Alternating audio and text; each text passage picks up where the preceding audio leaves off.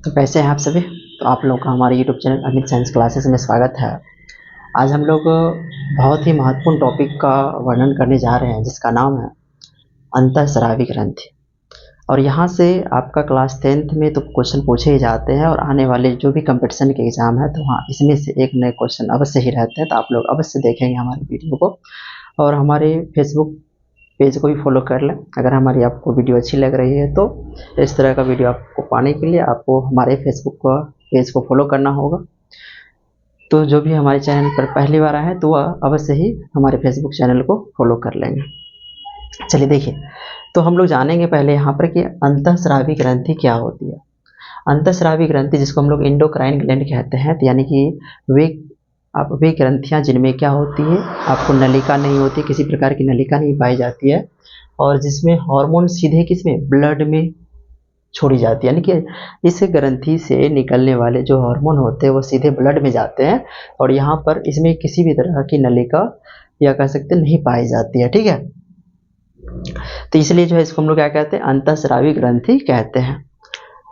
तो वैसी ग्रंथियां जो हार्मोन को सीधे रक्त में छोड़ती है तथा इनमें जिनमें कोई नलिका नहीं होती है उसे हम लोग अंतःस्रावी ग्रंथि कहते हैं। तो कुछ प्रमुख अंतःस्रावी ग्रंथियों के नाम है, जैसे में पिट्यूटरी ग्रंथि है, थायराइड ग्रंथि है, पैराथायराइड ग्रंथि है। उसके बाद अधिवृक्क जिसको हम लोग एड्रिनल ग्रंथि भी कहते हैं और उसके बाद अग्नाशय की लैंगरहैंस की दीपिकाएं हैं और एक जनन ग्रंथियां जिसको हम लोग गोनाड्स कहते हैं। ठीक है, और इसी में अंडाशय और वृषण की बात करेंगे, है ना, मतलब जिसको हम लोग ओवरी और टेस्टिस की बात करेंगे। तो पहले हम लोग एक एक करके देखेंगे। पहले हमारा यहाँ पर क्या है, पिट्यूटरी ग्रंथि है जिसको हम लोग मास्टर ग्रंथि या पीयूष ग्रंथि के नाम से जानते हैं। तो यह क्या होता है, तो यह एक सेला टर्सिका नामक जो है अस्थिल गुहा में स्थित होती है। तो ये सेला आपको टर्सिका याद रखना होगा और एक वृंद द्वारा जो ये हाइपोथैलेमस से जुड़ा रहता है। हाइपोथैलेमस जो कि मस्तिष्क का भाग है जो हमारे शरीर के ताप को नियंत्रित करता है ना। आगे देखिए, तो यह दो भागों में विभाजित होती है। जो आपको ये पिट्यूटरी ग्रंथि है ये दो भागों में विभाजित होती है, जिसमें से एक भाग होता है जिसको हम लोग एनिडोहाइपोफाइसिस कहते हैं, एनिडोहाइपोफाइसिस, और दूसरा होता है न्यूरो हाइपोफाइसिस होते हैं। तो ये ध्यान रखने, यानी कि जो पीयूष ग्रंथि है आपका मास्टर ग्रंथि है ये दो भागों में विभाजित होता है। एक को हम लोग कहते हैं एनिडोहाइपोफाइसिस और एक को कहते हैं न्यूरो हाइपोफाइसिस कहते हैं। आप इसको ध्यान रखेंगे, ठीक है। और एनिडोहाइपोफाइसिस भी दो पार्ट्स में डिवाइड हो जाती है, जिसको हम लोग एक को कहते हैं पार्स डिस्टेलिस और एक कहते हैं पार्स इंटरमीडिया। तो पार्स डिस्टेलिस को हम लोग अगर पीयूष ग्रंथि भी कहते हैं और जबकि पश्च पीयूष ग्रंथि हम लोग न्यूरो हाइपोफाइसिस को कहते हैं। अब इसमें बात करेंगे हम लोग कि पार्स डिस्टेलिस है ना, जो पार्स डिस्टेलिस आपको जो अगर पीयूष ग्रंथि है इसमें कई सारे यहाँ से हार्मोन स्रावित होते हैं, यानी इनमें से स्रावित होने वाले जो हार्मोन है उसका नाम ध्यान रखिएगा, जिसमें हम लोग ग्रोथ हार्मोन है, वृद्धि हार्मोन या सोमेटोट्रोपिन कहते हैं, और एक होता है प्रोलेक्टिन होता है या जिसको हम लोग मेमोट्रोपिन कहते हैं। एक थायराइड प्रेरक हार्मोन होता है जिसको हम लोग TSH कहते हैं, है ना, तो थायराइड स्टिमुलेटिंग हार्मोन। उसके बाद एनिडो कार्टिकोट्रोपिक हार्मोन होता है जिसको ACTH कहते हैं ना, एडिनोकार्टिकोट्रोपिक हार्मोन, या इसी को हम लोग कार्टिकोट्रोफिन भी कहते हैं। इसे क्या कहते हैं, कार्टिकोट्रोफिन कहते हैं। और जो इससे स्रावित हार्मोन है जैसे कि याद रखना है LH ल्यूटिनाइजिंग हार्मोन, और एक होता है पुटिका प्रेरिक हार्मोन, यानी कि जिसको हम लोग फॉलिकल स्टिमुलेटिंग हार्मोन कहते हैं, इसको ल्यूटिनाइजिंग हार्मोन कहते हैं। तो ये सभी जो हार्मोन है ये आपको किससे स्रावित होते हैं, तो अगर बात करेंगे हम लोग तो एनिडोहाइपोफाइसिस है ना, एनिडोहाइपोफाइसिस से स्रावित होता है। कहने का मतलब आप ओवरऑल समझो तो सभी हार्मोन जो है पिट्यूटरी ग्रंथि से स्रावित होने वाले हैं। अगर हम बात करें यहाँ पर तो उसके बाद जो पार्स इंटरमीडिया है जिसमें हम लोग देखेंगे एक है लेनोसाइट प्रेरक हार्मोन जिसको हम लोग मेलेनोट्रोफिन कहते हैं ना, मेलेनोट्रोफिन MSH है ना। तो इसको आप ध्यान रखेंगे। और बात करेंगे हम लोग कि सोमेटोट्रोपिन जो ये हार्मोन है हमारा सोमेटोट्रोपिन, इसका क्या काम होता है हमारे शरीर में। तो ये जो है इसको हम लोग ग्रोथ हार्मोन के नाम से भी जानते हैं। ये जो सोमेटोट्रोपिन हार्मोन होते हैं इसको हम लोग ग्रोथ हार्मोन भी कहते हैं, और जैसे कि शरीर की वृद्धि करना, हड्डियों और मांसपेशियों का विकास करना, इनका ये काम होता है। और जो सोमेटोट्रोपिन की जब कमी हो जाती है तो उससे एक रोग होता है जिसको हम लोग ड्वार्फ कहते हैं, ड्वार्फिज्म कहते हैं, जिसको बोनापन कहते हैं। और एक जब इसकी अधिकता हो जाती है तो इससे एक रोग होता है जिसको हम लोग जाइगेटिज्म कहते हैं, जिसको दानवता कहते हैं। एक होता है ये बचपन में होने वाले रोग है, यानी बचपन में जब आपको ये वैदिक हार्मोन कम स्रावित होगा तो सॉरी अधिक हो जाएगी तो वहाँ पर क्या होगा, आपको ये जाइगेटिज्म नामक बीमारी होगा। और एक है आपको एक्रोमेगली, जो कि ये वयस्क अवस्था में जब इसकी अधिकता होती है तो इस अवस्था में क्या होता है, हड्डियाँ से भी जो है ना हड्डी मांसपेशी सब में ज़्यादा वृद्धि होने लगता है। उसके बाद हम बात करेंगे एक प्रोलैक्टिन हार्मोन है जिसको हम लोग अन्य नाम से भी क्या जानते हैं, तो मेमोट्रोपिन भी कहते हैं। तो इनका क्या काम होता है, गर्भावस्था के दौरान स्तनों के विकास में सहायता करता है ये, है ना। और उसके बाद जो है प्रसव के दौरान जो स्तन के मतलब ब्रेस्ट हुआ, उसके बाद जो है ये प्रसव के बाद जो है दूध के निर्माण को बढ़ावा देता है। जैसे प्रसव होती है, जैसे बच्चे का जन्म होता है तो उस दौरान क्या होता है, ये प्रसव के बाद जो है दूध के निर्माण को कौन बढ़ावा देता है, तो वो हार्मोन है प्रोलैक्टिन हार्मोन।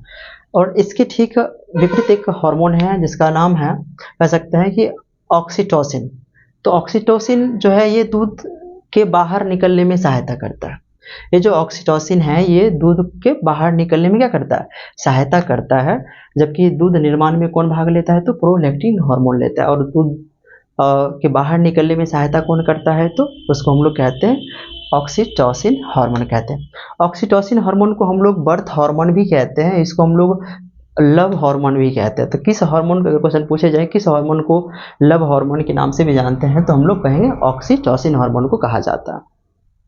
अब यहाँ पर समझने वाली बात यह है, तो ये ध्यान रखेंगे। और ऑक्सीटोसिन हार्मोन क्या करता है, एक काम इसका ये भी होता है कि यह आपको प्रसव के समय गर्भाशय की मांसपेशियों के संकुचन को बढ़ावा देता है। जब बच्चे का जन्म होता है तो उस दौरान गर्भाशय में जो संकुचन होता है उसको बढ़ाने का काम करता है ताकि बच्चे का जो है प्रसव हो सके।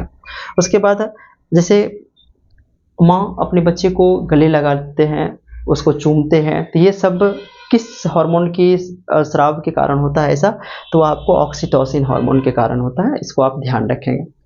उसके बाद हम लोग बात करें, एक हार्मोन आपका है TSH, जिसको हम लोग क्या कहते थे, थायराइड प्रेरक हार्मोन, जिसको है ना थायराइड स्टिमुलेटिंग हार्मोन कहते हैं। तो इसका क्या काम होता है, तो ये T3 और T4 ये हार्मोन स्रावित करते हैं, है ना, कि स्राव को उत्तेजित करता है। और इसका काम होता है कि शरीर की जो मेटाबॉलिक प्रोसेस होते हैं उसको नियंत्रित करने का काम होता है। T3 कहने का मतलब ये हो गया कि ट्राइआइडोथायरोनिन, और एक होता है टेट्राआइडोथायरोनिन, ठीक है, तो ये ध्यान रखेंगे। उसके बाद आपका है कि ACTH, जिसको हम लोग क्या कहते थे, एनिडोकॉर्टिकोट्रोफिक हार्मोन, ठीक है। तो ये क्या करता है, ये हमारे यानी तनाव की स्थिति में शरीर की प्रतिक्रिया को नियंत्रित करने का काम करता है। जब कोई हम लोग टेंशन में रहते हैं तो उसको नियंत्रित करने का काम आपको कौन करता है, कौन सा हार्मोन, तो कॉर्टिकोट्रोपिक हार्मोन ये आपको ध्यान रखना है, या कॉर्टिकोट्रोपिन हार्मोन ये नियंत्रित करने का काम करता है, इसको ध्यान रखें।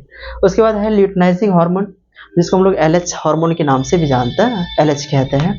तो इसका क्या काम होता है, ये महिलाओं में जो अंडोत्सर्ग होता है, यानी कि जब अंडाशय से जब अंडाणु बाहर निकलता है तो उसको हम लोग ओव्यूलेशन कहते हैं। तो ओव्यूलेशन कराने का काम किसका होता है, तो ल्यूटिनाइजिंग हार्मोन का होता है, और कॉर्पस ल्यूटियम का निर्माण भी करता है ये, ठीक है।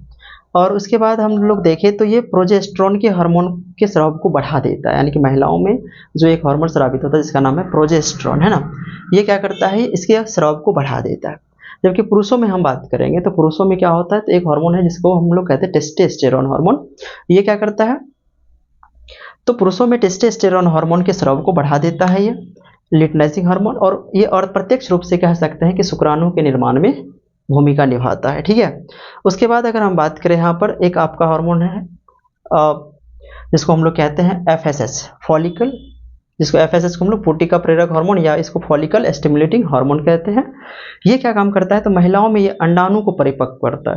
तो अंडाणु को परिपक्व करने का काम होता है FSH हार्मोन का। जबकि हम लोग बात करेंगे अंडाणु को ओव्यूलेशन कराने का काम किसका होता है, तो ल्यूटिनाइजिंग हार्मोन का होता है। उसके बाद एस्ट्रोजन हार्मोन के स्राव को भी बढ़ा देता है, और पुरुषों में ये शुक्राणु के निर्माण में सहायता करता है। यानी कि जो यौवना अवस्था में अगर बात करेंगे तो महिलाओं और पुरुषों में या जो चेंजेस आती है, परिवर्तन आता है, आपको यही हार्मोन है टेस्टोस्टेरोन और एस्ट्रोजन हार्मोन के कारण होता है, इसको ध्यान रखेंगे, ठीक है। तो पुरुषों में टेस्टोस्टेरोन हो जाएंगे, महिलाओं में एस्ट्रोजन होगा, तो इसको ध्यान रखेंगे, ठीक है। और एक हार्मोन है जिसका नाम है, हम लोग कह सकते हैं वेसोप्रेसिन। वेसोप्रेसिन क्या करता है, ये हमारे किडनी में कह सकते हैं पानी का पुनर्अवशोषण करता है और मूत्र की मात्रा को कम करने का काम करता है ये। तो यहाँ पर कुछ हार्मोन है, अभी तक हमने देखा नहीं, मतलब अभी तो सिर्फ एक ही हार्मोन मैंने बताया। और प्यूटिटरी ग्रंथि, प्यूटिटरी ग्रंथि को मास्टर ग्रंथि भी कहते हैं, पीयूष ग्रंथि भी क्यों कहते हैं, क्योंकि ये सारी ग्रंथियां जो भी है, जो भी ग्लैंड्स है, सबको नियंत्रित करने का काम करता है ना। और यहीं से वृद्धि हार्मोन, कई सारे हार्मोन आपने देखा कि इस ग्रंथि से स्रावित होते हैं। उसके बाद हम लोग कई सारे यहाँ पर हार्मोन और सभी है, जैसे थायराइड ग्रंथि है, तो थायराइड ग्रंथि से स्रावित होने वाले हार्मोन थायरोक्सिन होते हैं, जो क्या करता है, जो आयोडीन है ना, आयोडीन, थायरोक्सिन हार्मोन के बनने के लिए जो है आयोडीन की ज़रूरत होती है। और जब आयोडीन की कमी हो जाती है, इस हार्मोन की कमी हो जाती है, तो आयोडीन की कमी के को बनाए आयोडीन की कमी को दूर करने के लिए क्या होता है कि और यहाँ पे आप बोल सकते हैं कि आयोडीन की कमी से यहाँ पर आपको एक रोग होता है जिसका नाम है घेघा रोग, वाइटर, है ना। तो इस कंडीशन में क्या होता है, थायराइड ग्लैंड का आकार बढ़ जाता है, ठीक है। जब थायरोक्सिन हार्मोन की कमी होती है तो वो अपना एरिया बढ़ाते हैं ना, तो थायराइड ग्लैंड अपना एरिया बढ़ाएगा, और एरिया बढ़ाने के कारण क्या होता है, वो फूल जाता है यहाँ पर, ठीक है। उसके बाद बात करें हम लोग, कई सारी ऐसी ग्रंथि हैं जिसमें से हम लोग देखेंगे जनन ग्रंथि भी देखेंगे, ठीक है। तो अगली क्लास वीडियो में हम आप लोगों के लिए अगले जो ग्लैंड्स बच गए हैं हम लोग इनको कराने का काम करेंगे, ठीक है। तो अगर हमारी वीडियो आप लोगों को अच्छी लग रही हो तो हमारे चैनल को सब्सक्राइब अवश्य कर लें, और हमारे फेसबुक पेज को भी फॉलो कर लें। धन्यवाद।